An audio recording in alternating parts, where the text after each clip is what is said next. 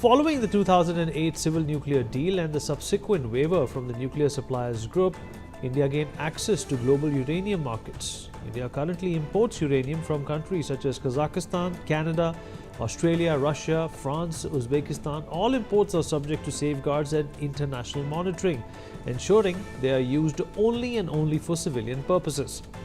The SHANTI Bill does not alter state control over uranium. Mining imports and fuel management remain firmly in government hands.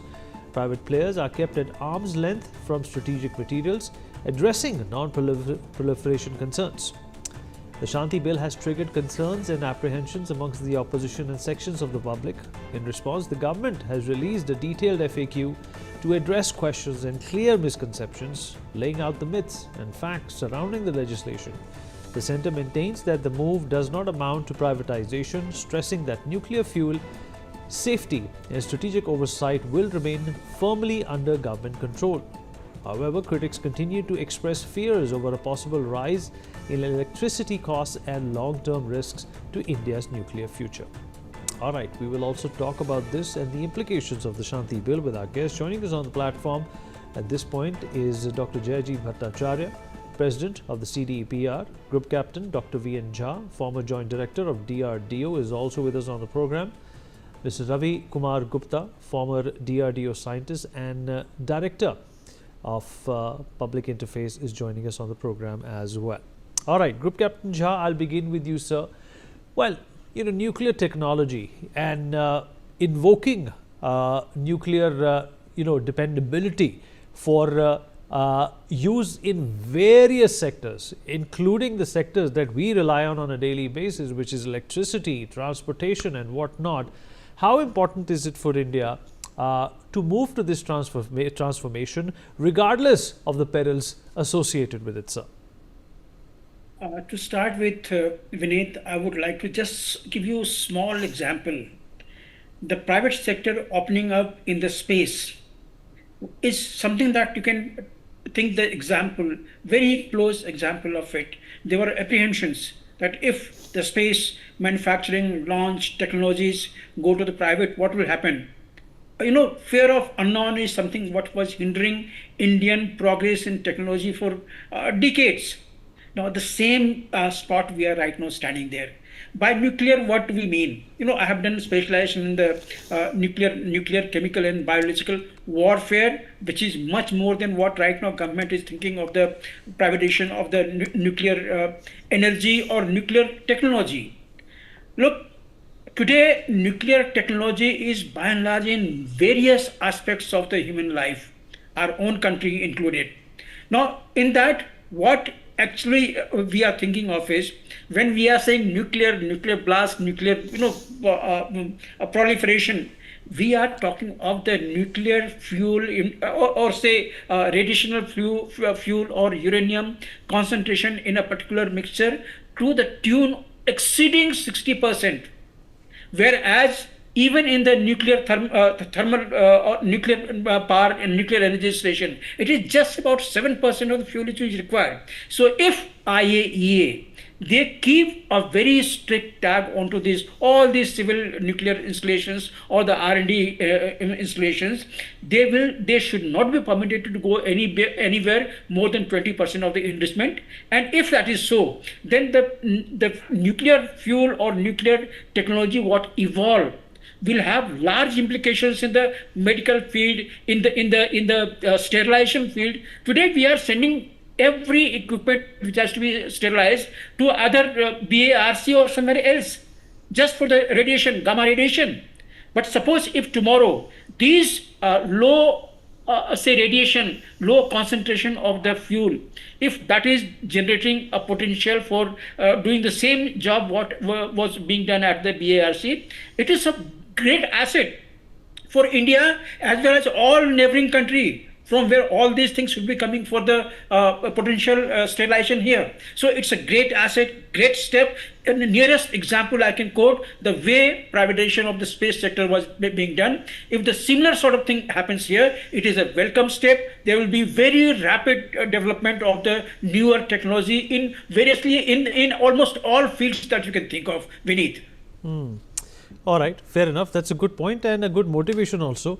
Dr. Bhattacharya, your thoughts on the government and the emphasis on the Shanti Bill. Of course, privatization is going to be a concern, and it should be a concern. It is not a technology which can be looked over. It is something which requires persistent monitoring. It requires persistent delegation of regulatory norms. It is going to be an uphill task. Right. No, let's look at the big picture to begin with.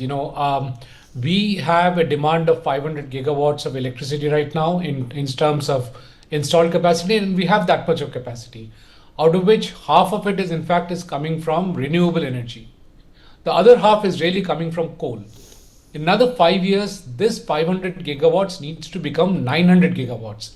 Now, should we set up more coal-based plants and therefore increase the already very severe pollution situation that we have, or should we move into the non-polluting energy sources such as wind, solar, and nuclear? It's obviously a rhetoric statement. I'm sure everybody will agree that we need to move into non-polluting sources of energy. Now, if we need to move into all of these, then nuclear becomes a very important component of that energy source. As of now, we have only 8.8 gigawatt of nuclear energy coming up. It needs to move up to at least 100 gigawatt. One of the options of this scaling up is that the government's own bodies and systems such as Nuclear Power Corporation and so on go ahead and start scaling up.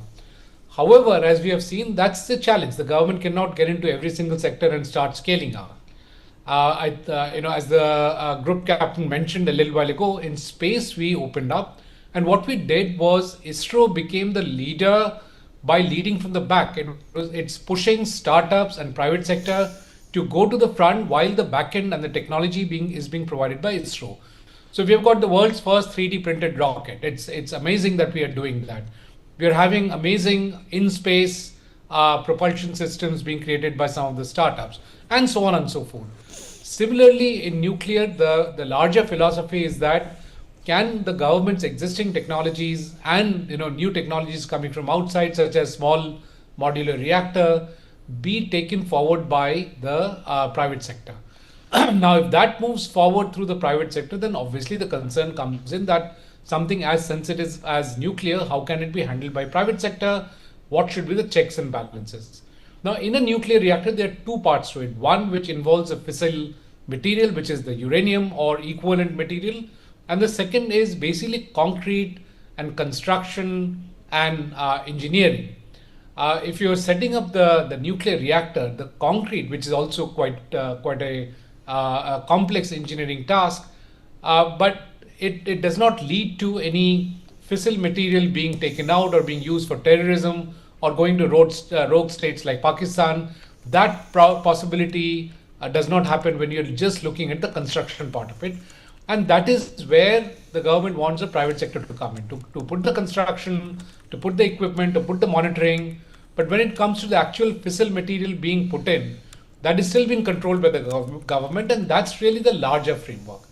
Now, as you rightly said, there are concerns, and we need to debate it, because unless we debate it out, there are no checks and balances that will come up which is satisfactory, and that's the process we're going through. It's a regular, normal process of questioning every part of opening up a very sensitive sector, which is the nuclear sector.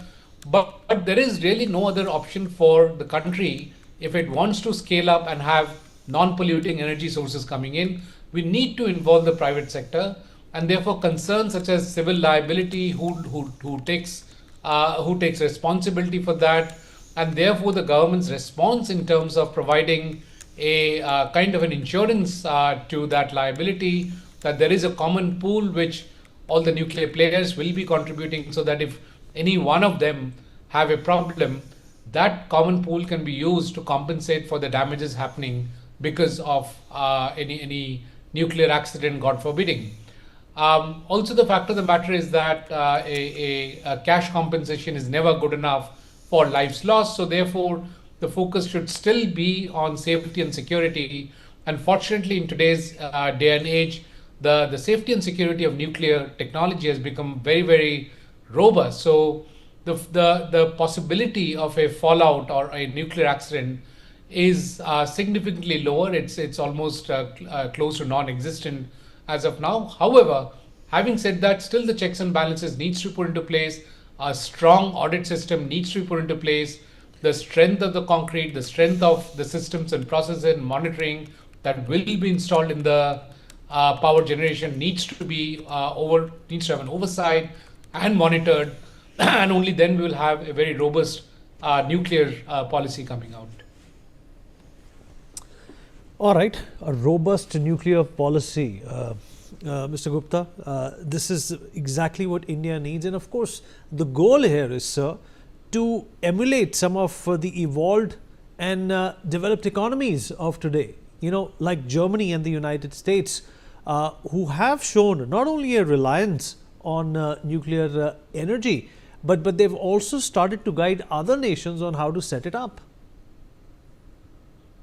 Exactly. Vinay, thank you very much. My predecessors, the participants, have very nicely brought out certain factors, which include the requirement, why we need nuclear energy. In my opinion, there is no other alternative but to go nuclear, and in a big way. Unfortunately, we had a lot of potential in that, but it was never utilized. And first of all, I would say, if you take a look at the old bill, 1962 bill, that also had provision for private entities to enter. But there was no detailed framework. Now this bill brings out a detailed framework which will allow privatization.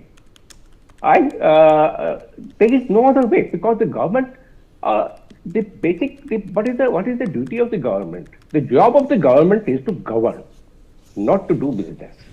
And unfortunately, since independence, our government has been doing everything except governance, by and large, and entering into every damn business, whether it is space related, defense related, the industries, the coal, the minerals, mining, every sector, coal, everything sector, the government enters into business, leading to a situation that we are always short. There is always a shortfall. And if we have to grow at a rate which we are growing in economy, our economy cannot be sustained unless we have sufficient energy. And this bill, in my opinion, is a game changer. It will bring in, rightly the example of space has been given and how much it has changed. I would also like to point out the example of defense sector. Till 2001, the defense sector entry of private sector industries was explicitly prohibited. No private sector was allowed to manufacture the complete defense systems or weapon systems, and the argument given was that the similar kind of argument that how can we depend for such sensitive things on a private sector. But my question has always been from the beginning, that all those defense equipment which we were importing, and mind you, we were world's largest importer of defense products for so many decades. And all those products were coming from the private sector of other countries over which we had absolutely no control. So at least your own private industry, the government has complete control. They can make regulations, they can control them, they can make laws and implement them. This is the job of the government. And I think this is a step in the right direction. Of course, I think it will also bring out many challenges which perhaps nobody is pointing out. There is a challenge of innovation, how the innovations are protected, and how our own technology, our right to use those technologies is protected. There is a patent law in our country.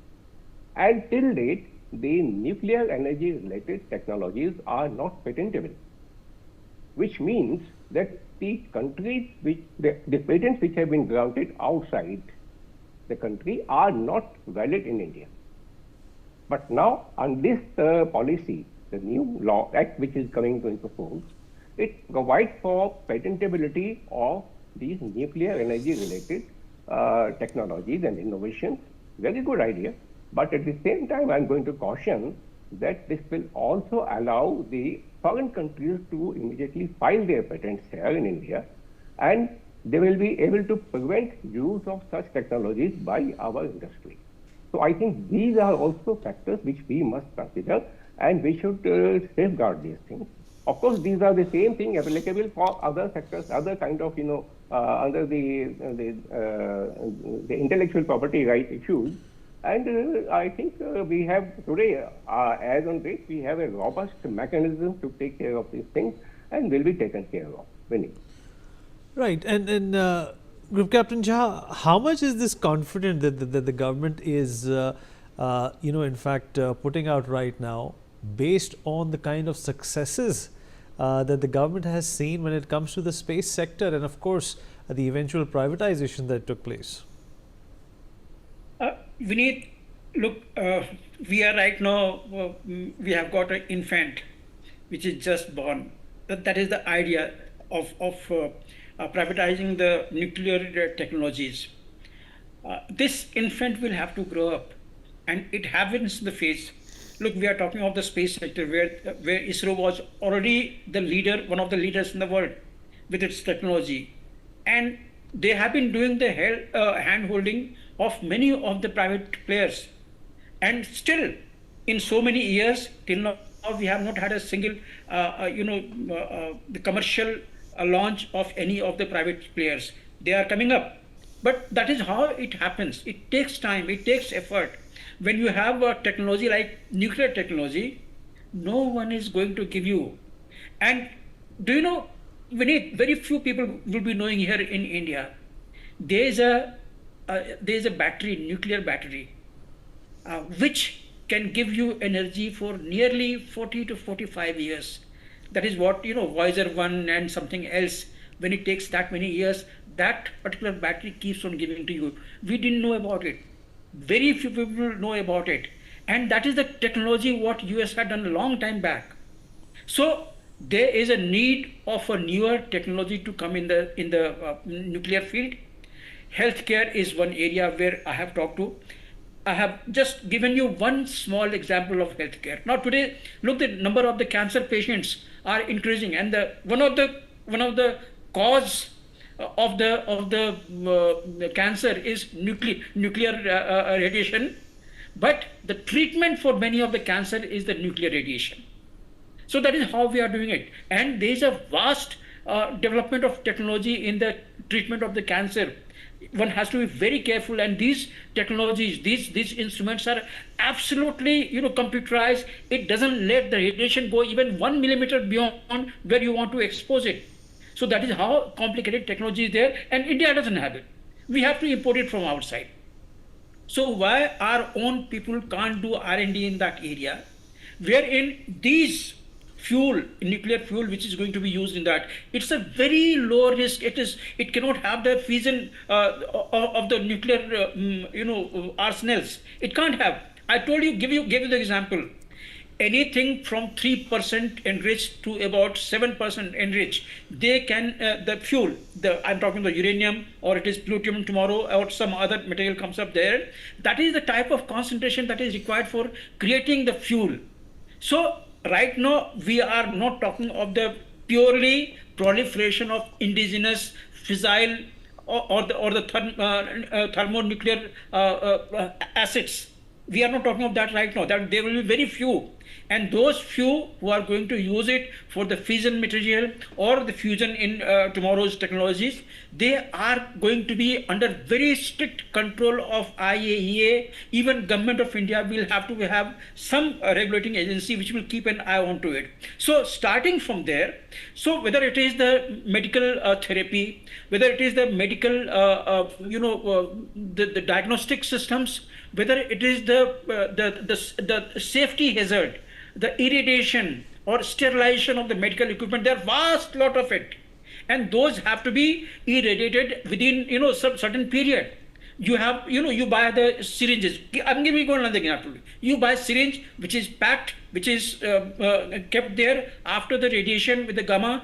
It is got a lifespan of so much. If you don't use it, again you send it for another radiation sterilization. So this will be happening every now and then. So why should not we have our own technologies maybe proliferated, or maybe having hundreds of such facility. That is what is the need of the hour today. There is the consumer-driven use of radioisotopes or many other things, which is already in the industry. Tissot about 60 years back, they used to have in the watch dial, they used to have those isotope put in a very small concentration, which will shine in the night. So those were the things what were being done by the other nations. Today we have got an opportunity. So today, Government of India, under the watchdog of either international or national, with some hand-holding of the know-how and the skills of the BARC and the many other things, they can take a lead into this. We already have one institute in DRDO, the healthcare of the nuclear medicine, that is already there in Delhi. So they have been using it. So similarly, there could be many other such institutions doing active R&D, developing a newer technology. That is the type of lead it needs to be taken. While our country is also trying to fulfill the energy requirement of tomorrow's. Our panelist, he has given a beautiful example how the energy consumption in the developed India, where the manufacturing is going to proliferate, it is going to be huge. It is going to use the energy. So you have to think of those things today. So people from the private industries, they will have to have the technology which can be put into the place, including on the rural areas.